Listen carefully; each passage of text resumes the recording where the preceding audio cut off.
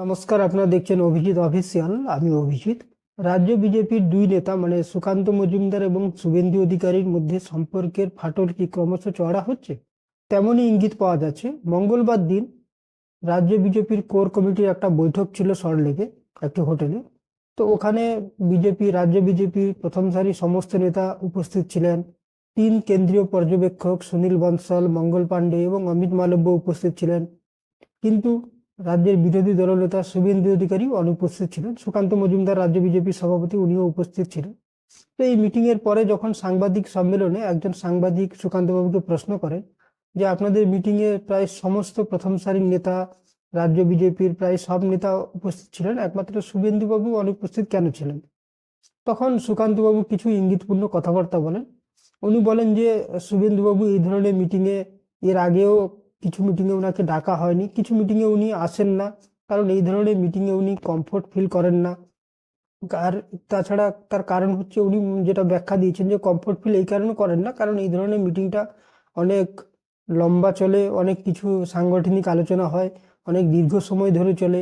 আর শুভেন্দুবাবু একজন রাজ্যের ব্যস্ততম নেতা, তো তার পক্ষে এত সময় দেওয়া সম্ভব হয় না। ওই কারণে উনি আসেন না। এর আগেও অনেক মিটিংয়ে আসেননি, সেই জন্য ওনার সঙ্গে আলাদা করে আলোচনা করা হয়। তো এই কথা বলার পরে যেটা বিভিন্ন বিতর্ক সৃষ্টি হয়েছে যে সুকান্তবাবু কেন বললেন শুভেন্দুবাবু এই ধরনের মিটিংয়ে মানে সাংগঠনিক মিটিংয়ে কমফোর্ট ফিল করেন না। শুভেন্দুবাবুকে এই প্রশ্ন যখন সাংবাদিকরা করেন, তো শুভেন্দুবাবু বলেন যে যিনি বলেছেন মানে সুকান্তবাবু বলেছেন, তো উনার ব্যাখ্যা সুকান্তবাবু দিতে পারবেন, এটা শুভেন্দুবাবু বলেন। তো এটা নিয়ে রাজ্য বিজেপির অন্দরে প্রবল চর্চা চলছে যে সুকান্ত বাবু কিন্তু এক প্রকার শুভেন্দুবাবুকে ঠেস দিয়ে এই ধরনের কথাবার্তা বলেছেন। তার কারণ হচ্ছে কিছুদিন আগেই কিন্তু রাজ্য বিজেপির অনেক নেতাই কেন্দ্রীয় পর্যবেক্ষকের কাছে শুভেন্দুবাবুর নামে একটা অভিযোগ করেছিলেন যে শুভেন্দুবাবু নিজের মতো চলেন, উনি রাজ্য বিজেপির কোনো নেতাকে খুব একটা পাত্তা দেন না, উনি তার নিজের মতো কর্মসূচি গ্রহণ করেন, নিজের মতো কাজকর্ম করেন, উনি কখন কোথায় মিটিংয়ে যান, মিছিলে যান, সেটা খুব একটা রাজ্য বিজেপির লোকেরা জানতে পারে না।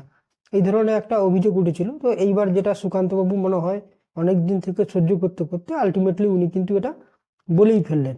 তো এই প্রসঙ্গে একটা কথা বলি, আমি শুভেন্দুবাবুকে তো আমি অনেক দিন থেকে চিনি, সুকান্তবাবুর অনেক আগে থেকে, কারণ আমিও এই কাঁথিতেই ছিলাম, এক সময় পড়াশোনা করতাম।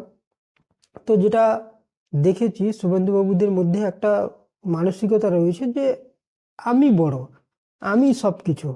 এবং এই কারণে আপনি দেখবেন সব জায়গায় কিন্তু উনি একটা কথা বলেন যে আমি মমতা ব্যানার্জিকে হারিয়েছি, কিন্তু আমরা মমতা ব্যানার্জিকে হারিয়েছি এই কথা বলেন না। কারণ যে ভোটাররা, সেটা তো শুভেন্দুবাবুর একার না, সেটা বিজেপির ভোটার, তারাই ভোট দিয়ে মমতা ব্যানার্জিকে হারিয়েছে। বা দেখবেন যেখানে বলেন যে আমি করেছি, মানে একটা আমিত্ব উনার মধ্যে থাকে।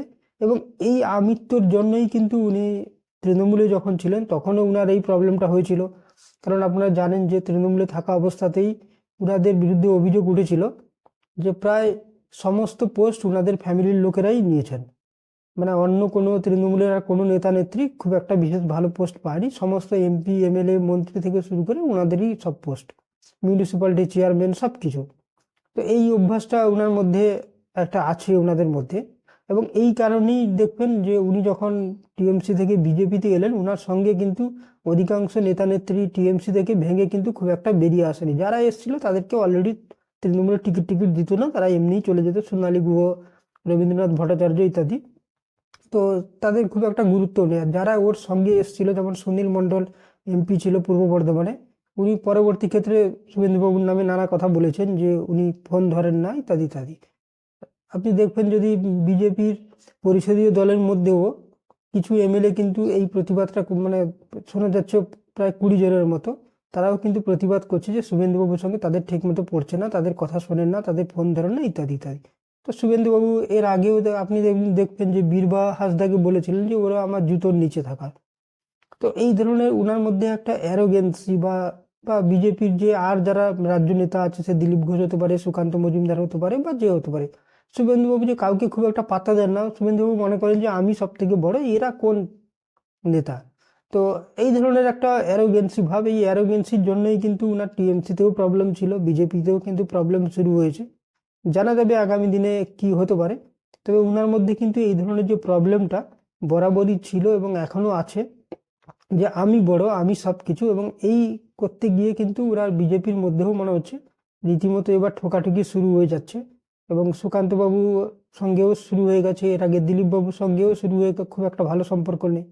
তো সেক্ষেত্রে দেখবেন যে ওনার আশপাশে যে কজন নেতা থাকেন তারাই ছাড়া আর কিন্তু খুব একটা কাউকে উনি পাত্তাও দেন না। তো সুকান্তবাবুর এই কথা কতদূর জল গড়ায় বা কি হয় সেটা আগামী দিনে নিশ্চয়ই জানা যাবে, এবং তার জন্য আমরা নিশ্চয়ই অপেক্ষা করব। আজকে এই পর্যন্ত। আপনারা ভালো থাকবেন, সুস্থ থাকবেন, ধন্যবাদ।